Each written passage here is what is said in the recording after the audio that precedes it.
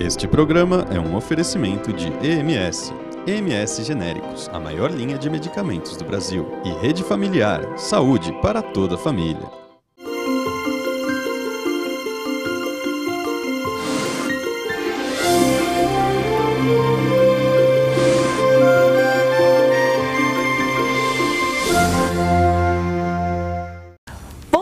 Outubro é o mês das crianças e nosso presente são 2 programinhas especiais em homenagem aos seus filhos, com muitas informações sobre a saúde, o desenvolvimento e a diversão da criançada. Você vai ter uma verdadeira aula sobre saúde infantil e saber mais sobre TDAH, um problema cada vez mais comum entre as crianças. Brinquedoteca. Conheça uma opção divertida e educativa para o seu filho. Você também vai conhecer o cotidiano das crianças com câncer e como a sua participação pode ser importante para salvar uma vida. Flogoral. Se a garganta não tá legal, Flogoral.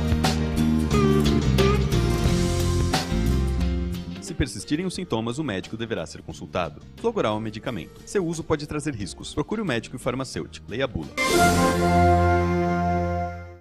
E nesse especial do mês das crianças, o Pílulas de Saúde faz questão de fazer uma homenagem especial a muitas crianças que, apesar da sua pouca idade, estão tendo que lutar contra um inimigo grave e perigoso, o câncer infantil. Você vai conhecer o cotidiano de coragem e perseverança dessas crianças na nossa visita à AACC e saber como ajudar nessa luta. Confira.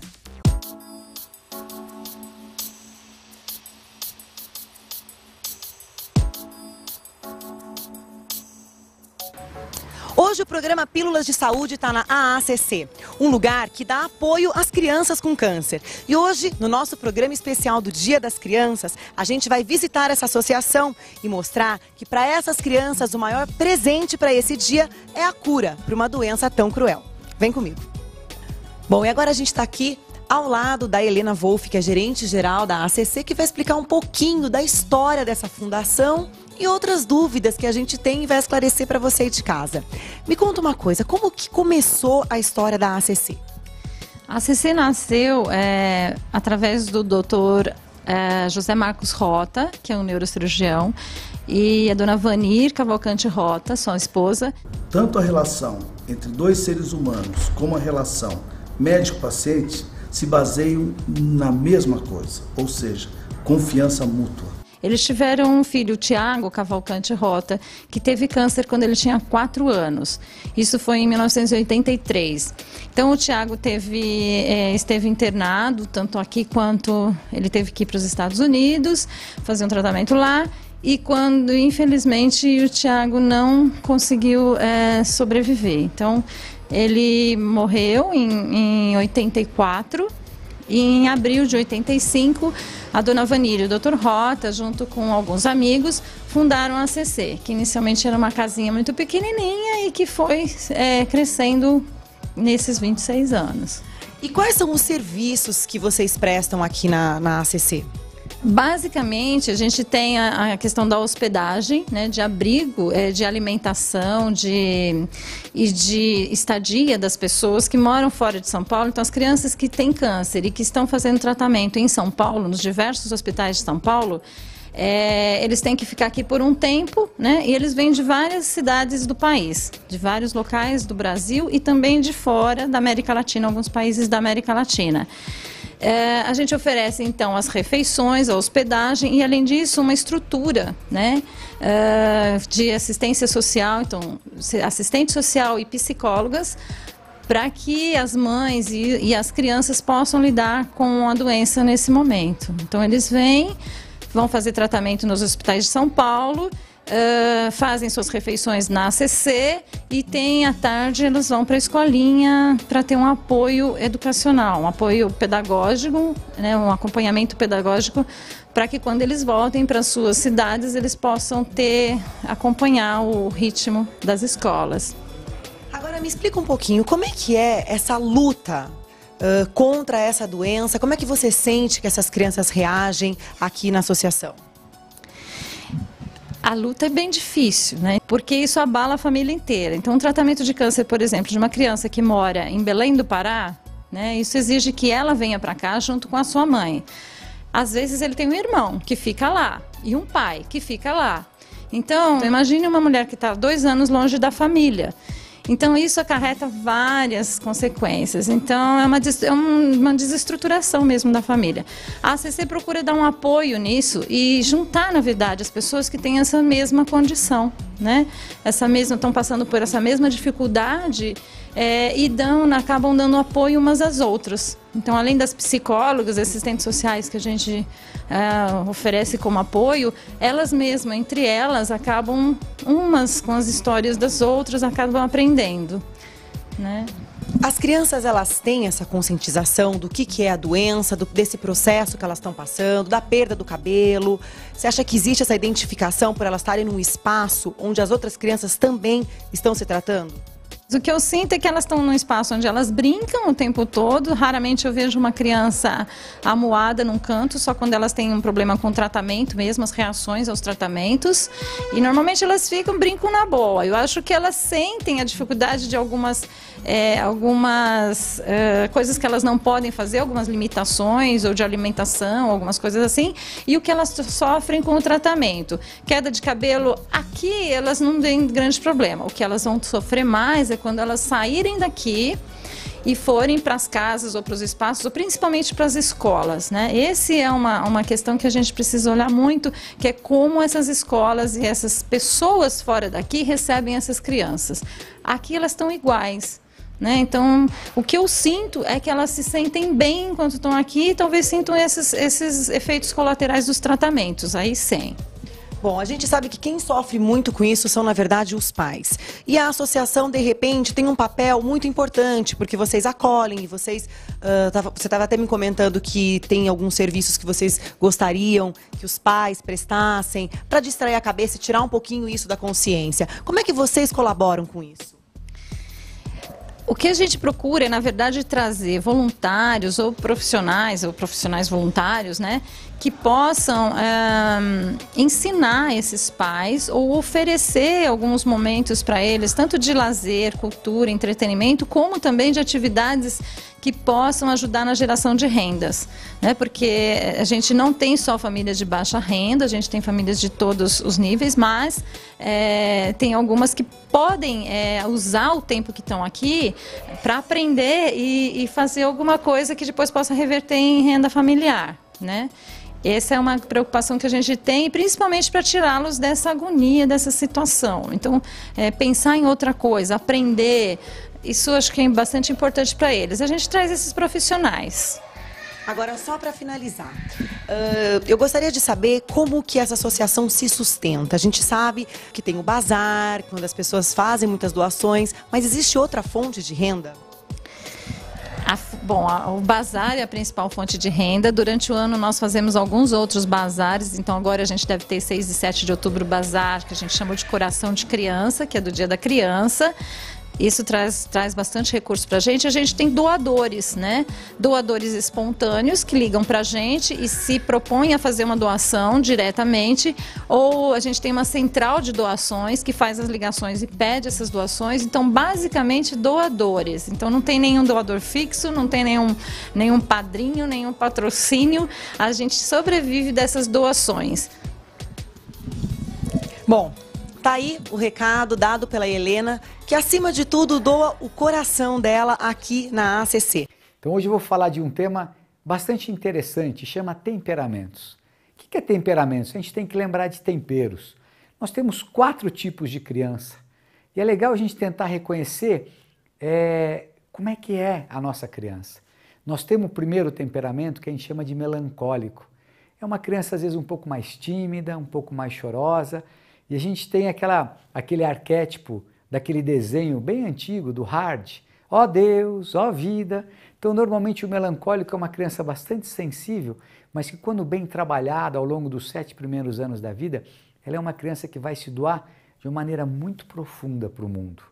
E temos assim exemplos excepcionais, por exemplo, um Chico Xavier ou uma Madre Teresa de Calcutá, melancólicos poderosos que serviram ao mundo. A segunda criança é uma criança mais rechonchuda, mais do mundo da lua. Eu sempre brinco que o fleumático, que é essa criança, ela é uma criança que, se ele tiver com um pãozinho de queijo na mão, a gente esquece ele, porque ele vai ficar no mundo da lua e nós não vamos perceber aonde ele está. Mas é uma criança que também, quando bem trabalhada nesses 7 primeiros anos, elas têm uma capacidade de trabalhar e de se doar profunda. E um grande exemplo de um fleumático é o Einstein.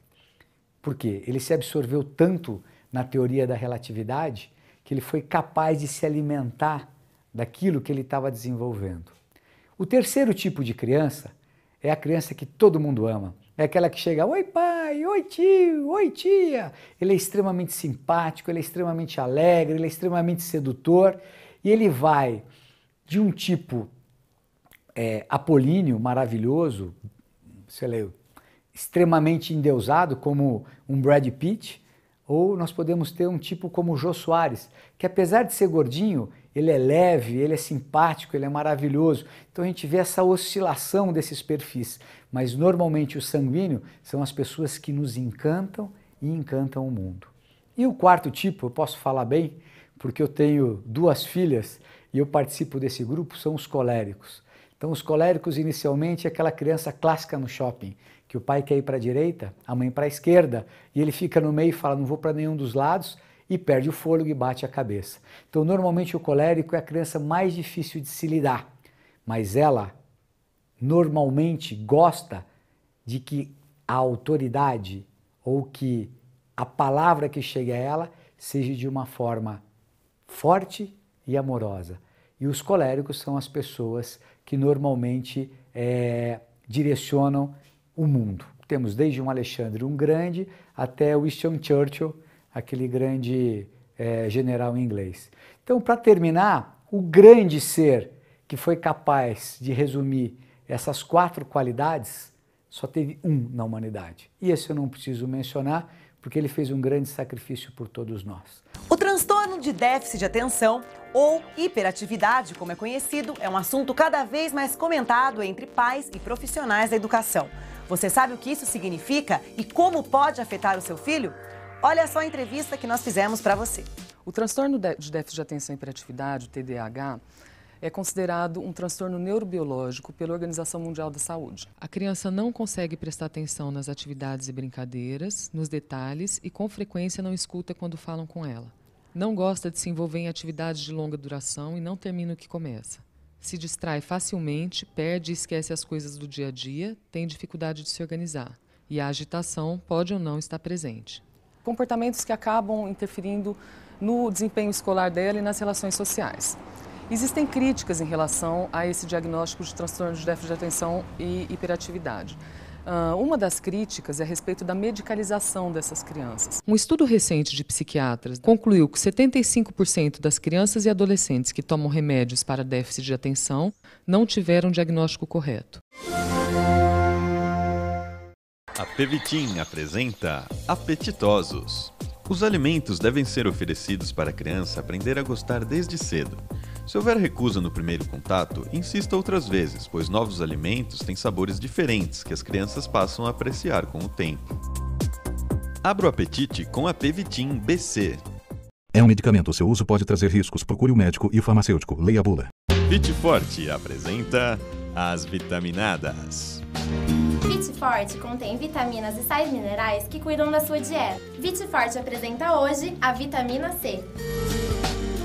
A vitamina C é uma molécula cuja principal função é a hidroxilação do colágeno, a proteína que dá resistência aos ossos, dentes, tendões e paredes dos vasos sanguíneos. É um poderoso antioxidante, combate os radicais livres e também é importante na síntese de algumas moléculas que servem como hormônios ou neurotransmissores. A fórmula sob medida para a sua saúde.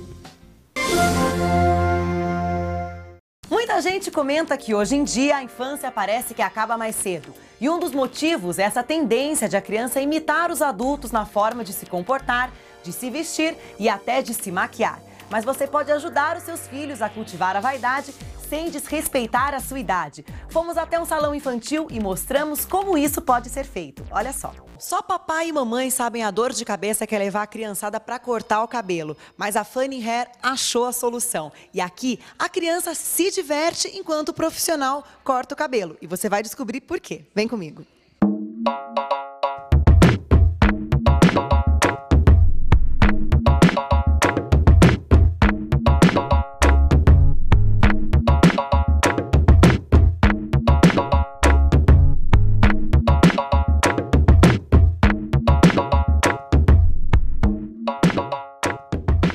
E o ambiente te convida a mergulhar num universo infantil. E a gente vai bater um papo com a Adriana. Foi quem criou toda essa história desse cabeleireiro voltado para a criança. Como é que surgiu essa ideia, Adriana? Na verdade, a minha formação é psicopedagogia, né? Então tinha já um jeitinho especial para lidar com o público infantil.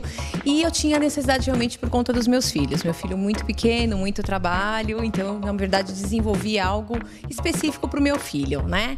Então, comecei a levar em salões de adulto e vi que todos os lugares eram adaptados para o meu filho, não desenvolvidos para ele. E eu vi aí a necessidade de ter um negócio diferente dentro do segmento infantil. Não, e o mais interessante é que a gente às vezes acha que criança não tem muita opção. Ah, não tem o que fazer no cabelo. Vocês estão aqui para provar que isso é mentira. É verdade. Sempre tem como dar um jeitinho especial, seja um menino, seja um bebê. Aqui a gente tem muita coisa legal. Quer dizer, desde o primeiro corte, a criança já sai daqui com um certificado, com a mechinha do cabelo, uma foto, quer dizer, um diplominha super gostoso para guardar para a vida inteira. Os meninos dão para sair com um cabelo colorido, com uma tatuagem legal. E os penteados das meninas nem se fala, né? Dá para fazer muita coisa diferente. Agora, deixa eu te perguntar uma coisa. Como é que você treina essa equipe? Vocês fazem uma triagem? Porque cuidar de criança não é uma coisa mais simples do mundo, né? Na verdade, esse é o nosso foco principal, né? Então, não adianta ter um lugar belo e maravilhoso se realmente a pessoa que trata com seu filho não estiver bem treinada. Então, a gente tem um treinamento constante com psicopedagogas, né? Que eles passam realmente um perfil de como lidar com essa criança, mesmo que eles já saibam, lidando com isso de uma maneira sempre inovadora, fazendo com que eles passem esse tempo aqui gostoso, porque eles ficam praticamente 10 horas do dia lidando com criança que chora, criança que dá um pouco mais de trabalho. Então, desenvolver isso neles, descobrirem que eles têm uma criança dentro deles e colocar isso de uma maneira saudável, tem que estar sempre constantemente fazendo isso. Então, constantemente a gente tem treinamento com psicopedagogos para realmente forçar eles a desenvolverem esse lado lúdico que existe dentro deles e colocar isso no atendimento do público infantil. Como é que eu faço para tirar o meu filho daqui depois que ele veio cortar o cabelo? Ai, esse é o problema, porque eles choram muito na hora de ir embora, porque é um lugar super gostoso. Então, na verdade, a proposta é que eles entendam esse espaço como um espaço para eu me divertir. É um espaço onde eu posso vir com meu pai, então eu vejo pai e mãe sentado na brinquedoteca lendo o livro enquanto ele brinca. Vai chegar uma hora que ele vai entender que é hora de ir embora, né? Agora, ficar antenado em novela, desenho, faz com que vocês tenham esse diferencial de deixar a criança na moda. Sim, na verdade a criança, a gente percebe que assim, ela acaba ditando às vezes as modas, né? Elas surgem de uma maneira diferente, é lógico que a TV também ajuda bastante, mas é engraçado como elas têm uma característica. Normalmente os meninos se baseiam muito no pai, né? No estilo, pai, eu vou passar uma maquininha igual do meu pai, e você pode fazer aqui igual do meu pai, então eles têm essa questão de querer ser, né, a imagem do pai. E as meninas então nem se falem, né? Se bobear, ela quer sair igualzinha com a mãe, com a cor do esmalte da mãe. Então, o reflexo realmente da família influencia muito mais, às vezes, do que uma mídia e tal, mas sempre estar antenado é o que importa. Agora, falando um pouquinho da unha, vocês têm essa coisa de fazer a florzinha na unha da menina? Existe alguma contraindicação? Como é que vocês trabalham aqui? Na verdade, a gente trabalha com esmaltes hipoalergênicos, né, que é a base onde realmente tem o contato com a unha. Tem muita coisa. Golfinho, elas fazem paisagem, umas unhas minúsculas. Então, assim, é super diferente, é muito legal. Dá pra fazer muita coisa usando a criatividade. Maquiagem, elas também são adeptas? Sim, a nossa maquiagem, na verdade, ela é bem sutil, né? A gente deixa ela pensar e sentir que ela está saindo maquiada, né? Mas a gente trabalha regiões mais delicadas, como um blush, algum detalhe simples no olho, nada que agrida, porque, na verdade, ela não está na idade de sair maquiada, né? Ela é criança, ela ainda tem que curtir esse momento, mas dá para dar um up diferente. A gente coloca uns brilhos legais no rosto, um strass, então ela sai toda linda, com certeza.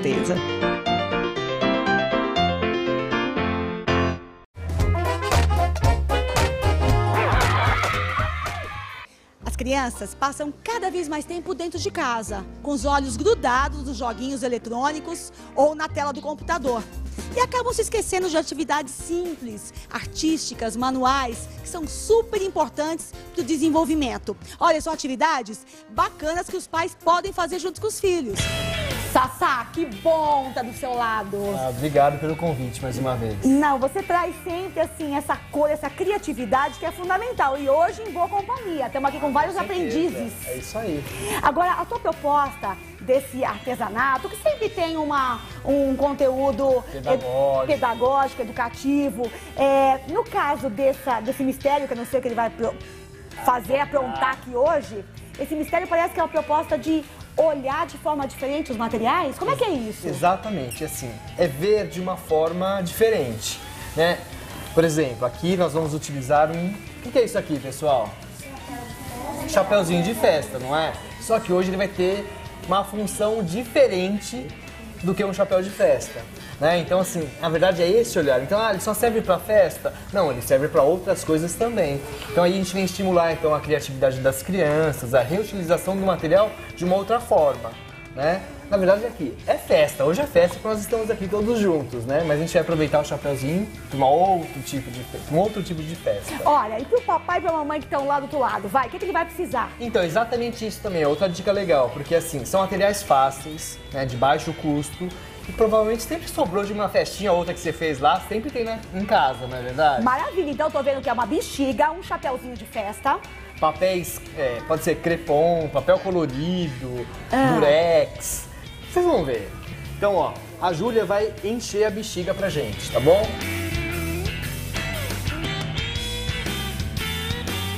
É um personagem, na verdade. Esse personagem, assim, já fez parte e faz parte da vida de alguns de nós ainda, tá? Eu acho que vocês vão gostar. Olha, e aqui eu já risquei, né, no papel colorido aqui, eu já fiz uns riscos, ó. Tá lápis, né, no papel color 7. Aqui parece uma boca, ó, vou colocar aqui, ó. Parece uma boca aqui, mais ou menos, né? Aqui, 2 olhos enormes. E aqui uma figura um triângulo meio desajeitado aqui, né? Vamos ver o que vai ser aqui. E o Igor vai nos ajudar agora contornando essas figuras. Lógico, cada um pode fazer o seu personagem aí. Aqui é só uma ideia. Enquanto o Igor tá contornando aqui, ele vai poder fazer numa outra bexiga que a Júlia também tá enchendo. Eu já trouxe aqui, olha, o meu contornado pra gente aproveitar o tempo, né? Então aqui, aquelas... Ó, Igor, como ficou, aqueles olhos enormes, olha como ficaram aqui, ó. Eu pintei assim, ó. Cada um pode fazer o seu, né? Na parte de trás eu já coloquei 2 pedacinhos de fita dupla face, tá? Então você tira aquela película, ó, tá? E daí vai adesivar, vai, né, fixar sobre o balão. Então a gente pode recortar o papel crepom em tiras para fazer uns cabelos meio malucos aqui, sabe? Então aqui eu cortei as tiras e já uni assim com fita adesiva, ó, na ponta. E aí nós vamos fixar aqui com a fita adesiva. Você me ajuda? Claro. Caramba, quem é essa figura? Bruxa! Uma bruxa, ela falou uma bruxa. Acertou, é uma bruxa. Uma bruxa, isso mesmo. Sassá. Quem gostou da bruxa? Você gostou? Quem sabe dar uma risada de bruxa? Bacana, Sassá, obrigada. Nada. Até a próxima. Criança aprende brincando. Visitamos uma brinquedoteca em Barão Geraldo e vamos mostrar que, além de muito divertida, essa opção pode ajudar a desenvolver muitos potenciais dos seus filhos. Acompanhe.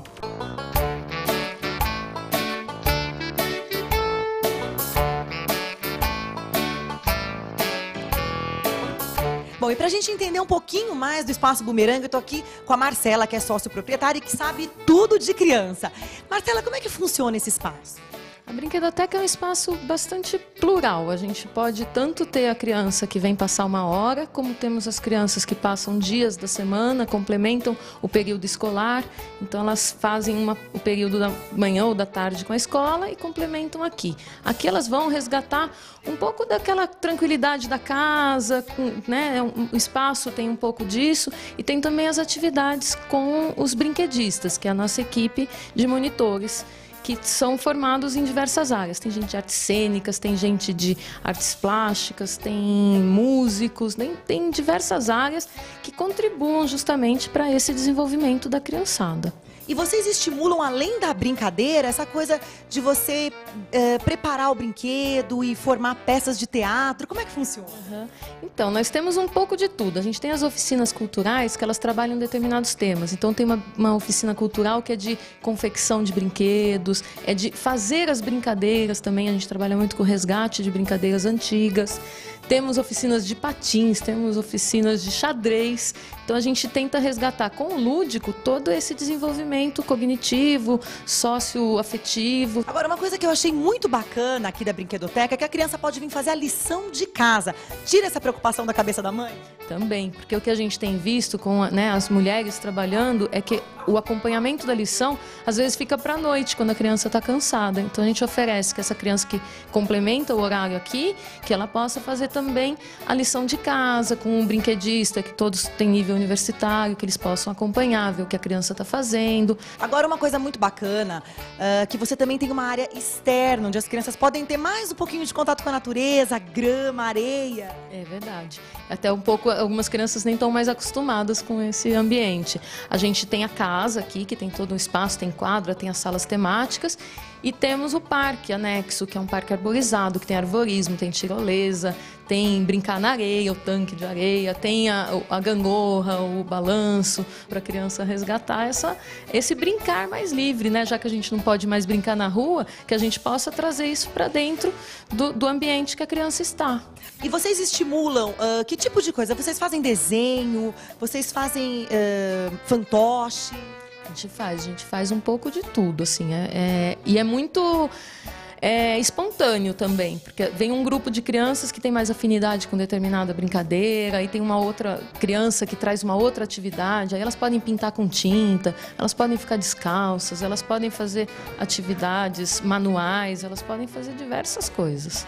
Agora, nas férias, vocês estão abertos para receber aquela criançada assim com sede de brincadeira? Com certeza. Nas férias acho que é um movimento maior até, porque assim, a criança está mais livre, né? Então as crianças que não estão viajando, estão na cidade, os pais às vezes estão trabalhando, né? Não podem vir. Então você tem um pouco vamos dizer que um pouco daquelas atividades de colônia de férias, de acampamento, né? Muitas das pessoas que trabalham com a gente também trabalham em acampamentos, então a gente tem atividades diversas, a gente faz intensivos de artes marciais, a gente faz festas noturnas, tem festa do pijama, tem chá das princesas, tem festa de super-herói, tem fogueira no parque, tem um monte de coisa gostosa. Agora, qual que é o horário de funcionamento da Brinquedoteca? A gente trabalha de segunda a sexta, das 9 às 20 horas e de sábados, das 9 às 18. Lembrando que a gente tem um sistema de agendamento prévio noturno. Então, vamos dizer que o pai tem um compromisso até às 22 horas, a gente tem condições de ficar com essa criança também.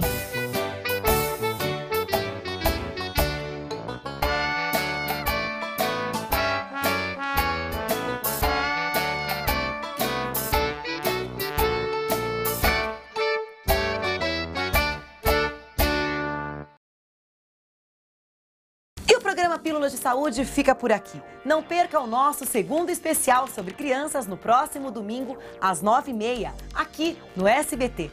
Entre em nosso site para assistir todas as entrevistas e ler o que nossos colunistas falam sobre saúde, beleza e bem-estar. O endereço é o www.farmatv.com.br. E estamos também no Facebook, com pílulas diárias de informação sobre beleza, saúde e bem-estar. Um bom domingo e uma ótima semana.